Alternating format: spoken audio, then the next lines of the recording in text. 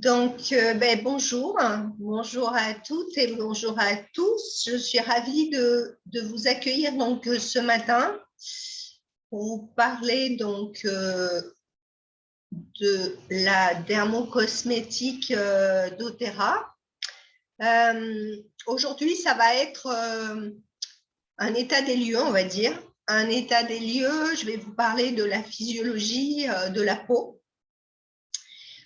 Pour que vous compreniez bien en fait comment ça fonctionne et comprendre en fait comment fonctionne la peau qui est en fait un organe émonctoire. Voilà, donc il va y avoir ces 11 rendez-vous. 11 rendez-vous où je vais vous parler chaque jour d'un produit. Et alors aujourd'hui, je ne vais pas vraiment vous parler de produits, je vais surtout vous parler de la physiologie de la peau. Donc, je me présente pour les personnes qui ne me connaissent pas encore. Je m'appelle Bérène Legros, donc j'ai on va dire un parcours un petit peu particulier. Je suis préparatrice en pharmacie, ça a été vraiment mon premier métier.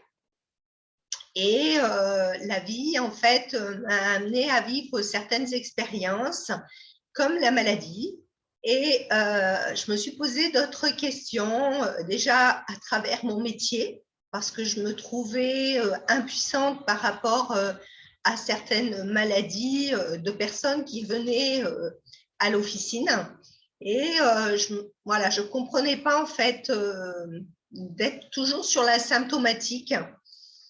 Et voilà. Et un jour, la maladie est venue taper à ma porte. Et là, j'ai commencé à me poser d'autres questions et surtout, j'ai eu besoin en fait de réponses. Et j'ai démarré un cheminement, on va dire, passionnant. Voilà, j'ai repris mes études. Donc, ça, c'était, j'avais à peu près 40 ans à ce moment-là. Et voilà, donc j'ai découvert l'école des plantes à Lyon, donc je suis devenue herbaliste.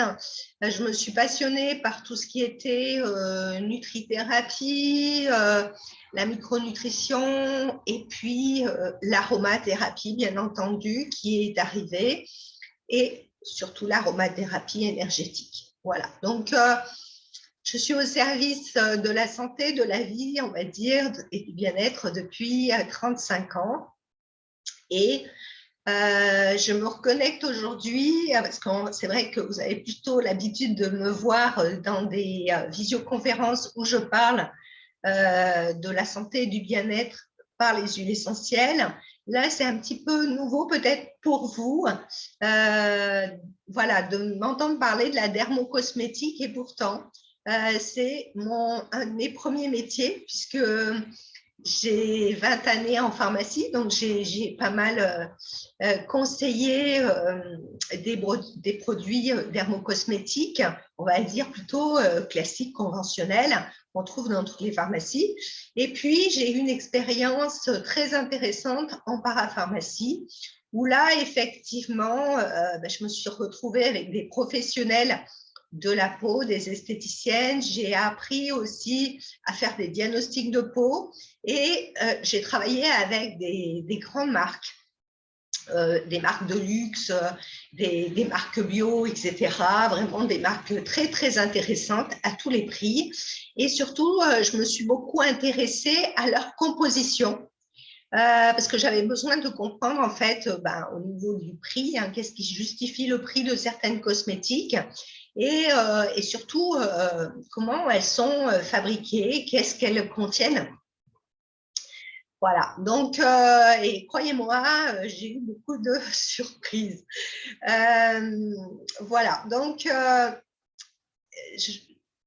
moi, la peau, c'est toute une histoire pour moi parce que j'ai une peau qui est très exigeante et ça depuis des années, depuis que je suis adolescente. Et j'ai eu énormément de conseils, je suis allée voir des dermatos, etc., etc. Et le constat que j'en ai fait à chaque fois, c'est qu'on reste toujours sur le symptôme, on reste toujours sur la peau.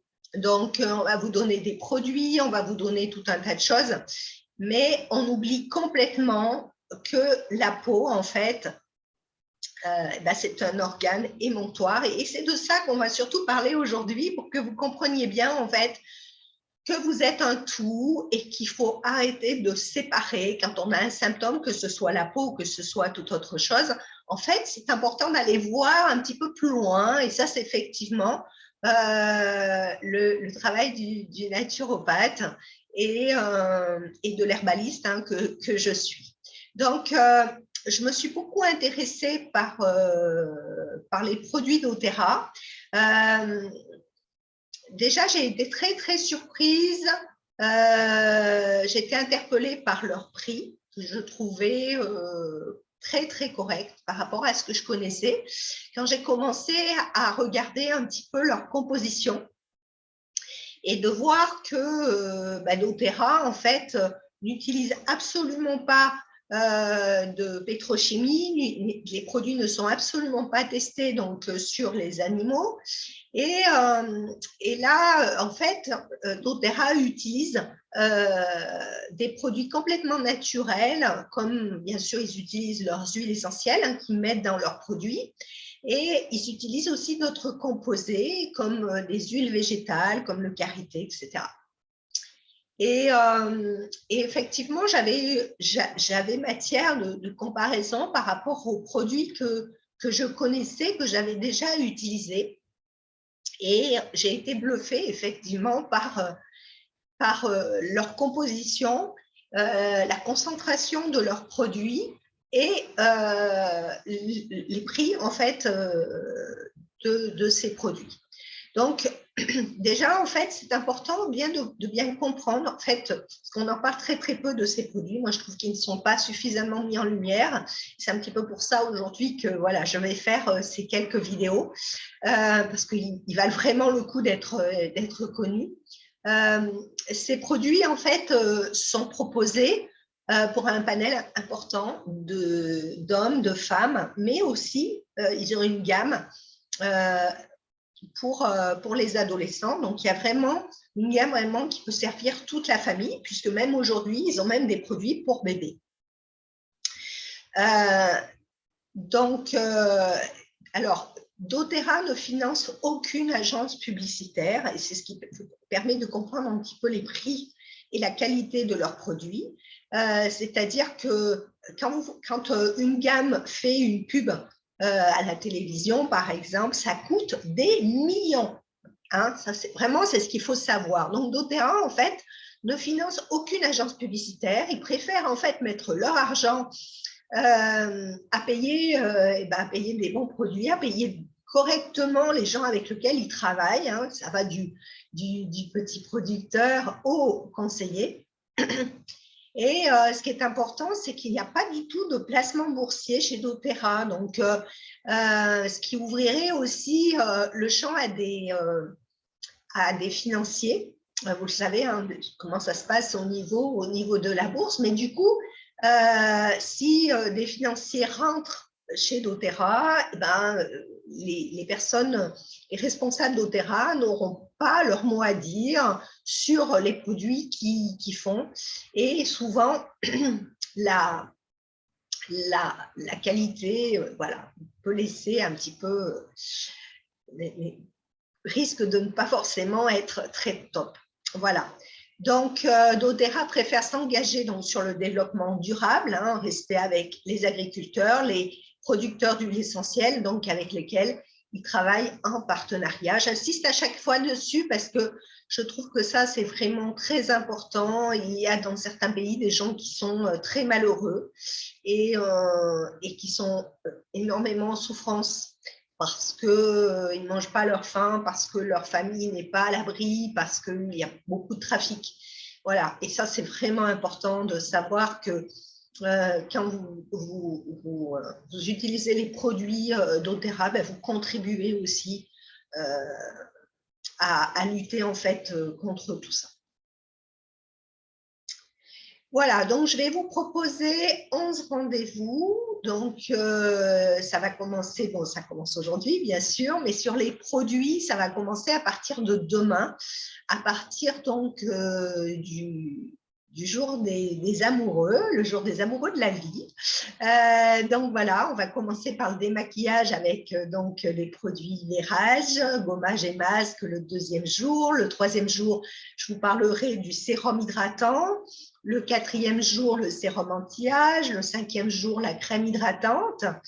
Le sixième jour, les crèmes anti-âge. Le septième jour, les sérums Yaropo. Vous allez voir, extraordinaire pour les peaux matures. Le huitième jour, la synergie Salubel.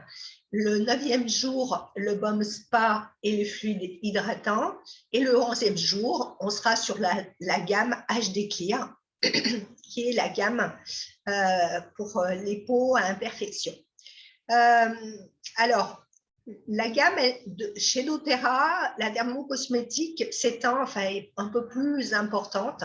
Par exemple, vous avez les produits pour les cheveux, vous avez les produits pour la toilette aussi, le savon, gel douche, etc. Là, je ne vais pas en parler. Excusez-moi. Je vais parler vraiment des produits de soins, mais ce qui est important que vous sachiez, tous les produits que je vais aborder pendant un jour, ce sont des produits que j'utilise moi-même, certains dans mon quotidien, certains dans la semaine, hein, suivant les soins. Voilà, donc je vais vraiment vous parler de produits que je connais. Voilà, et ça, c'était important pour moi, que vous puissiez en fait vous projeter à travers mon expérience et à travers donc ce que je vais vous expliquer.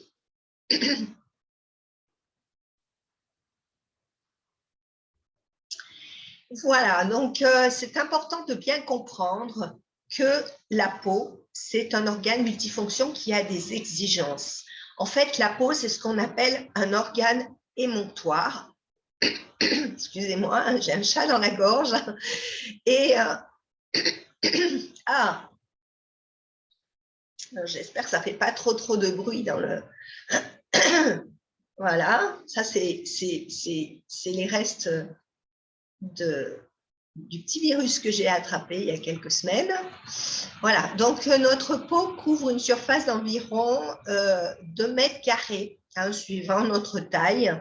Elle pèse environ entre 3,5 kg et 10 kg. Et c'est le plus grand organe que nous ayons, nous les êtres humains. Donc, c'est un organe qui est sensoriel, un organe protecteur, un organe sécréteur. C'est un organe aussi qui absorbe aussi beaucoup. Voilà.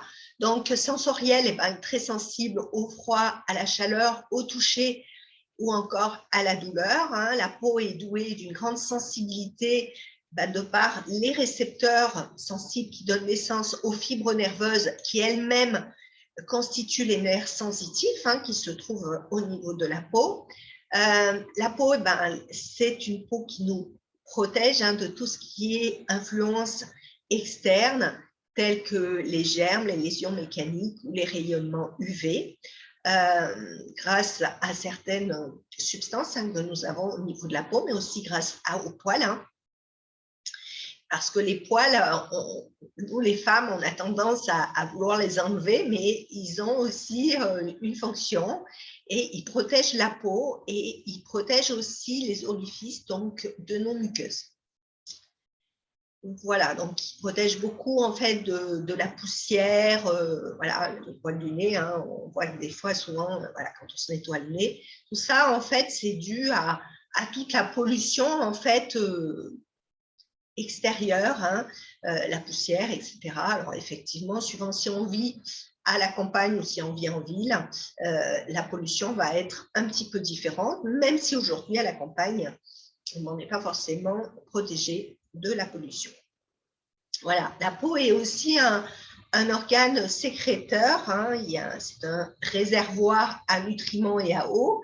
Grâce à certaines glandes, elle permet donc d'évacuer les déchets donc, par la transpiration, hein, Et ces glandes-là, ce sont les glandes sudoripares, on va en parler tout à l'heure, qui ont une conséquence positive aussi pour réguler la température corporelle. Voilà, donc je vous présente les trois couches de la peau. Alors, l'épaisseur de la peau, elle varie suivant la partie du corps et suivant la fonction de la région. Par exemple, quand vous prenez la plante des pieds, qui est d'une façon plus épaisse que la face dorsale du corps et plus mince que toutes les parties ventrales. La peau, donc, est formée de trois couches superposées. Vous avez l'épiderme, vous avez le derme, qui est la couche plus profonde, et ensuite, vous avez l'hypoderme. Alors, l'épiderme, qui est ici, juste en surface, est formé donc de plusieurs couches superposées. La couche la plus profonde est une couche qui est appelée Malpighi. Elle est formée donc de cellules qui se divisent très activement et qui vont assurer la régénération continuelle de la peau. Les couches superficielles de l'épiderme forment la couche cornée, qui est constituée de cellules contenant la kératine. Alors, la kératine, on en entend souvent parler quand on parle des ongles ou qu'on parle des cheveux. C'est une protéine fibreuse qu'on trouve essentiellement donc dans les cheveux et dans les ongles, mais on en trouve aussi au niveau de la peau. Et cette kératine permet, entre autres, de protéger donc nos parties du corps des rayons UV et d'autres agents agressifs. Ensuite, vous avez donc le derme qui se situe ici. Donc, le derme, dont la limite avec l'épiderme n'est pas plate, est constitué donc d'un tissu conjonctif résistant. On trouve à la limite de l'épiderme et du derme des papilles qui contiennent donc des vaisseaux sanguins et des terminaisons nerveuses de la peau. On va trouver deux sortes de glandes, les glandes sébacées. Vous en avez une ici.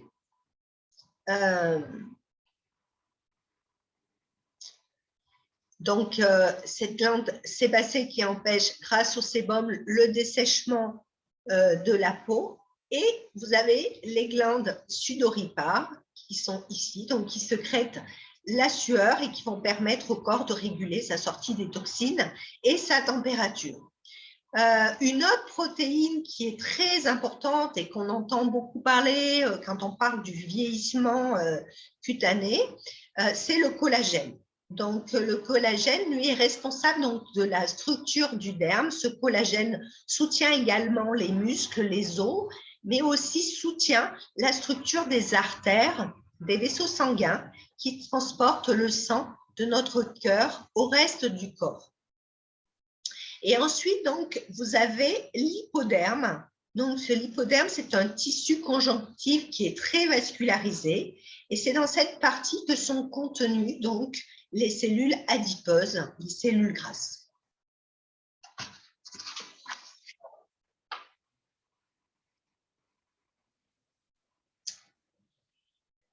Voilà, donc la peau, c'est ce qu'on appelle le miroir de l'âme. Ça veut dire quoi? Ça veut dire que simplement, la peau, c'est en fait, c'est le premier organe qui est en relation avec l'extérieur. Voilà, c'est ce qu'on va montrer en fait au monde à travers notre visage, à travers la peau des mains, etc. Donc effectivement, le reste non, à part sur la plage l'été. Et c'est vrai que la peau, suivant ce que l'on vit, suivant les émotions, on le voit très bien, quand on a une émotion forte, on va avoir les pommettes qui vont rougir, etc. Mais on peut aussi avoir des problèmes plus embêtants, comme la rosacée ou comme l'eczéma, donc qui sont vraiment des problématiques de séparation aussi, mais ça va être réactivé par rapport à des situations, par rapport à des produits aussi qu'on utilise. Mais moi, je vais aller beaucoup plus loin. Ça dépend aussi de ce que l'on mange. N'oublions pas que la peau est un organe émonctoire et cette peau est vraiment connectée, reliée à tout notre système digestif, dont nos intestins. Et sans parler effectivement d'aliments allergènes, on peut simplement parler d'intolérance alimentaire et de plus en plus de personnes sont intolérantes au gluten ou sont intolérantes au lactose et ça peut générer des problèmes de peau, des problèmes d'eczéma, des problèmes de rosacée. Il y a beaucoup de personnes qui souffrent de ces problèmes-là et quand elles vont chercher un conseil, très souvent, on leur donne un produit local qui effectivement est important parce que ça va calmer l'inflammation, mais ce n'est pas suffisant. Voilà, et ça, on va aussi en parler parce que c'est vraiment important que vous compreniez tout ça. Donc, voilà, la peau, c'est le miroir des années qui passent. C'est le miroir donc de nos émotions, c'est comme je viens de vous le dire. Mais voilà, au fur et à mesure, en fait, qu'on va prendre de l'âge, notre peau, elle va perdre en élasticité, en tonicité. Et à partir de 20 ans, la peau, elle perd déjà 1% de collagène. Voilà, donc le vieillissement cutané n'attend pas. La peau commence vraiment à perdre, à se déshydrater et à perdre donc du collagène. Donc ce collagène, cette protéine qui permet en fait de maintenir la structure donc, de la peau. Donc pour ne pas dire au revoir trop tôt à votre peau de bébé, il convient d'adopter quelques bons réflexes préventifs anti-âge. Donc, c'est important. Alors, on n'y pense pas forcément quand on a 20 ans, évidemment, parce qu'on est encore jeune, etc.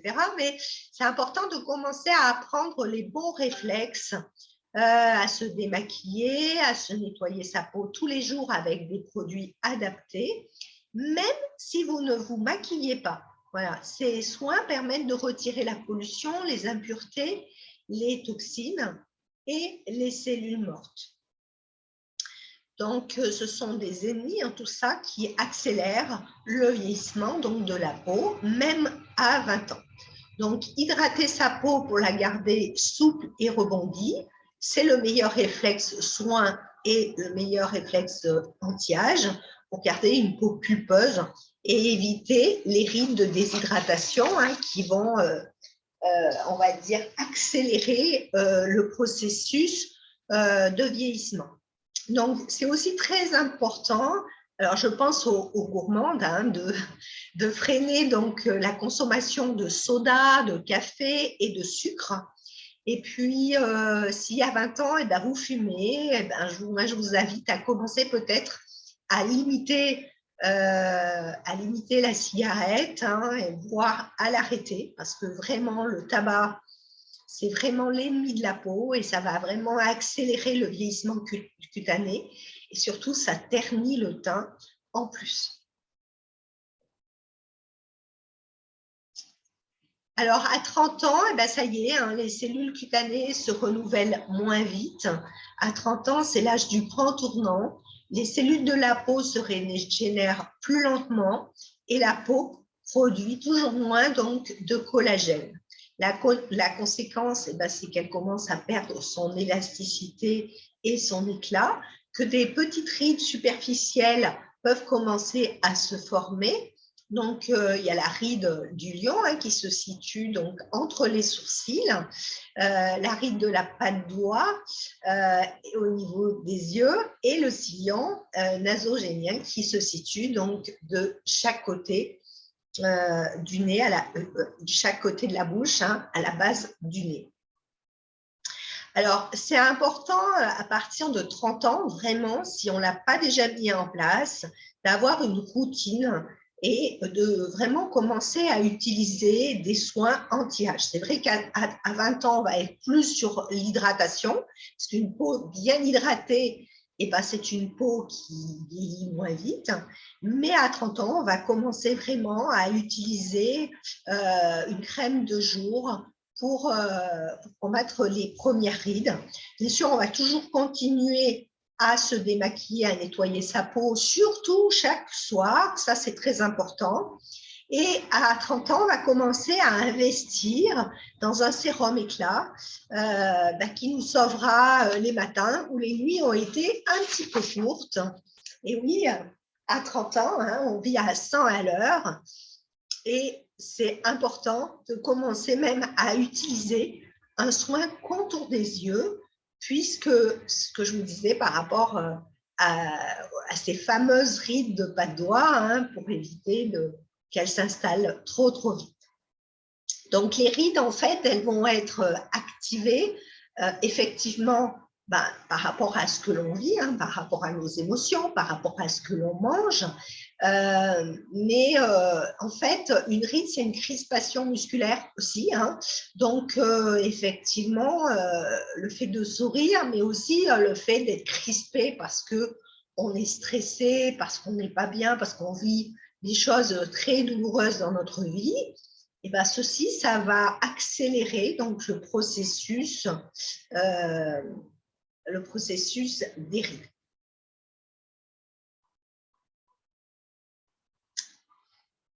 Alors, à 40 ans, eh ben, c'est l'âge du relâchement cutané. Donc, la quarantaine, généralement, les choses se gâtent. En effet, la peau a encore perdu du collagène, les rides sont plus marquées. Voilà, là, on commence à parler vraiment du relâchement cutané. C'est donc le moment vraiment de chouchouter votre peau avec un soin anti-âge plus costaud, mais aussi vraiment d'utiliser un sérum anti-rides. C'est souvent à cet âge-là qu'arrive l'apparition de taches pigmentaires. Donc là, ça vient juste signaler un vieillissement accéléré du processus cellulaire. Donc, c'est important de commencer vraiment, si ce n'est pas fait, à utiliser des compléments alimentaires antioxydants. Et au niveau donc, des soins anti-âge, sérum hydratant et une crème. Vraiment, ça c'est vraiment important. Et bien sûr, un contour des yeux. Voilà, 50 ans et plus, et si on n'a pas fait attention à notre peau, à notre bien-être, à notre santé avant, et là commencent à arriver les regrets. Ah, si j'avais su mieux manger, si j'avais su bouger, pas fumer, moins boire, j'entends de l'alcool évidemment, si j'avais su me supplémenter et surtout faire appel à un professionnel de la santé globale. Alors, ça ne fait pas partie de notre culture d'utiliser des compléments alimentaires. Ça ne fait pas partie de notre culture d'aller prendre rendez-vous avec un professionnel de la santé, un naturopathe, un nutrithérapeute, etc. Et c'est bien dommage. Et c'est bien dommage parce qu'on éviterait vraiment pas mal de petits soucis. À 50 ans, évidemment, arrive la chute hormonale, la chute donc des œstrogènes. Donc, ces fameux œstrogènes, ces fameuses hormones qui entraînent un ralentissement du renouvellement des cellules de la peau. Et cet effet est particulièrement marqué sur la peau du visage, qui est déjà affaiblie par les agressions de la vie quotidienne, donc de la vie en général, hein, de ce que l'on vit, de nos soucis, de nos émotions. C'est vrai que là, souvent, remontent en fait les fantômes du passé. Hein, donc voilà. Et tout ça, en fait, ça va se voir au niveau de notre peau. Moi, j'ai 50 ans et plus, donc je fais partie donc, de cette tranche d'âge. Donc là, je vous parlerai vraiment des huiles et des compléments à utiliser. Je vous parlerai aussi de l'impact des émotions et des nuits agitées, l'impact sur notre peau et surtout donc, les soins à utiliser. Alors, on parle de sérum, de crème anti-âge, mais c'est important aussi de parler de gommage et de masque, hein, ce qui accompagne vraiment la régénération cellulaire. et permet à la peau, en fait, à avoir beaucoup plus d'éclat et à se régénérer beaucoup plus facilement. Alors, gommage et masque, on peut l'utiliser, on va dire, le plus tôt possible, hein, à partir de 20 ans, sans aucun problème. Il y a certains produits suivant, en fait, la peau, l'aspect de votre peau, hein, suivant si vous avez une peau plutôt grasse, si vous avez une peau plutôt sèche, voilà, il y a des produits qui vont varier, bien évidemment, hein, on ne prendra pas les mêmes. Mais c'est important vraiment de commencer, de prendre des bonnes habitudes le plus tôt possible. Mais ce n'est pas perdu. Et ça, c'est important de le savoir. Ce n'est pas parce qu'aujourd'hui, vous regardez cette vidéo, vous dites, voilà, mais moi, j'ai 50 ans, quoi. J'ai 50 ans, donc c'est foutu. Ben non, bien sûr que non, ce n'est pas foutu. C'est jamais trop tard pour prendre soin de sa peau et surtout pour inverser, on va dire, le processus. Ça, c'est tout à fait possible. On peut ralentir ce processus, ce vieillissement cutané, en commençant à prendre de bonnes habitudes, des habitudes saines de vie. Voilà, donc c'est important et on en prend beaucoup plus conscience quand on arrive à la ménopause, hein, de poursuivre vraiment ces bonnes habitudes de vie, de multiplier les bonheurs simples. Hein, voilà, pas besoin de faire des choses très compliquées, de voir des gens que l'on aime, de profiter de nos enfants, de nos petits-enfants, hein, si vous en avez, et d'éviter le plus possible les stress inutiles, bouger le plus possible, et vous allez aussi comprendre pourquoi, parce qu'on va parler du système lymphatique tout de suite, hein, vous allez comprendre que ça, c'est important, de miser donc sur des textures liftantes, confortables, qui viennent combler les rides pour avoir des volumes de peau beaucoup plus équilibrés. Donc, c'est important aussi d'associer le démaquillage, quand vous commencez à mettre votre sérum, d'associer en fait des gestuels de massage qui vont drainer, qui vont stimuler la circulation sanguine du visage. Vous l'avez vu tout à l'heure, la peau est très très vascularisée, donc c'est important en fait d'activer notre système lymphatique, hein, le voici, qui va permettre en fait de drainer toutes les toxines de notre corps. Alors, on n'en parle pas beaucoup, on parle beaucoup de la circulation sanguine, on parle très très peu de la circulation lymphatique, on en parle un peu plus, quand malheureusement on a des problèmes de maladies, hein, comme le cancer. Hein. Souvent, voilà, on en prend beaucoup plus conscience à ce moment-là, mais c'est important de bien comprendre que le système lymphatique, c'est les boueurs de notre corps, mais c'est aussi le système nourricier de notre corps, car oui, effectivement, c'est dans la lymphe, donc ce liquide, hein, que nos petites cellules viennent puiser les éléments nutritifs et rejeter aussi leurs déchets, d'où l'intérêt de faire 2 fois minimum dans l'année une détox complète du corps. Je vous la présenterai tout à l'heure rapidement. Hein. Voilà. Et ça, c'est vraiment important de bien comprendre. Alors, contrairement à la circulation sanguine qui est activée par la pompe du cœur, la lymphe, en fait, elle va être uniquement activée par les mouvements des muscles et par la respiration.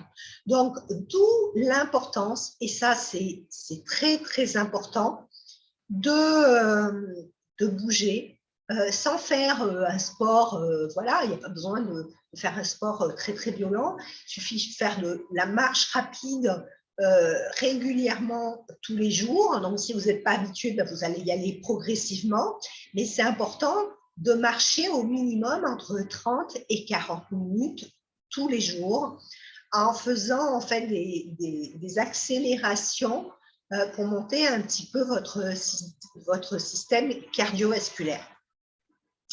Donc, voilà, vous avez différents nœuds lymphatiques hein, au niveau donc, du cou, hein, de chaque côté du cou, donc relié à la veine jugulaire hein, qui est ici. Ensuite, vous avez donc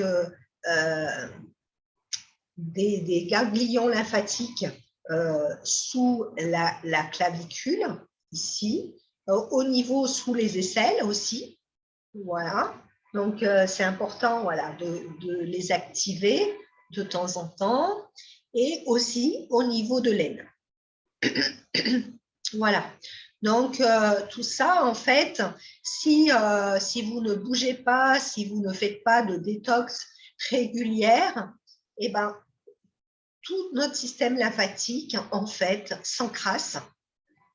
Et effectivement, n'oublions pas que c'est le système nourricier donc, de notre corps et que si c'est encrassé, ben, nos petites cellules, eh ben, non seulement elles rejettent en fait les toxines, mais en plus, eh ben, au lieu de se nourrir correctement, eh ben, elles vont se nourrir de toxines et de toxiques. Donc, c'est important de temps en temps de faire le ménage de notre corps. Alors, je vous ai mis cette étude parce que j'ai trouvé ça intéressant. Voilà, donc selon l'Observatoire national donc, de l'activité physique et de la sédentarité, l'ONAPS, 4 adultes sur 10 ont un niveau de sédentarité élevé, c'est-à-dire qu'ils sont assis ou allongés plus de 7 heures par jour en dehors des temps de sommeil. 5 adultes sur 10 ont un niveau de sédentarité modéré, c'est-à-dire qu'ils sont assis ou allongés entre 3 et 7 heures par jour en dehors des temps de sommeil. Donc, autant vous dire que c'est énorme. Nous sommes un pays, en fait, où il y a énormément, de plus en plus d'obésité, de problèmes cardiovasculaires, de problèmes de diabète de type 2 qui sont dus effectivement à un manque d'activité et puis bien sûr avec la malbouffe qui souvent s'associe. Voilà, donc aujourd'hui je ne vais pas vous parler de la détox, ce n'est pas le lieu, mais c'est important de bien comprendre que, de bien savoir que doTERRA a mis en place une détox, elle est extraordinaire, vraiment. C'est une détox qui dure 30 jours, qui agit vraiment à la fois sur tout le nettoyage de tous les organes émonctoires du corps, mais permet aussi une régénération cellulaire, et ce qui permet vraiment d'activer en fait notre énergie, notre tonicité au niveau donc, des muscles, au niveau de notre humeur aussi. Voilà, c'est vraiment, voilà, c'est vraiment un pack incroyable. Moi, j'ai des retours extraordinaires sur ce pack. Je fais une détox 2 fois dans l'année. Donc je suis une adepte aussi des monodiètes et des jeûnes, parce que je fais aussi des accompagnements de jeûnes. Et je peux vous dire que voilà, c'est vraiment voilà, des produits incroyables. Voilà, apprendre à se supplémenter, et ça à n'importe quel âge, vraiment. Et là, j'insiste aussi beaucoup. Ils ont une gamme donc, de compléments alimentaires qui est le LLV. Donc là, ce sont 3 compléments alimentaires. Vous avez les antioxydants dont je vous ai parlé tout à l'heure, qui vont limiter, voire stopper en fait le vieillissement cellulaire. Vous avez les oméga 3, 6, 9, issus soit de poissons, mais de petits poissons sélectionnés, soit pour les véganes aussi, des huiles végétales. Et ensuite, vous avez multivitamines et minéraux. Voilà, donc ça, ce sont vraiment une gamme. Et là, arrivé à 40 ans, en fait, c'est des produits qu'il faut prendre vraiment très, très régulièrement. Avant 40 ans, on peut faire 2-3 cures dans l'année, mais ensuite, c'est bien de le prendre beaucoup plus régulièrement. Voilà, donc j'ai terminé pour aujourd'hui. J'espère que ça vous a plu. Si vous souhaitez me contacter, n'hésitez pas à m'écrire un mail. Béred, il n'y a pas de B majuscule. excusez-moi, c'est vraiment un B minuscule.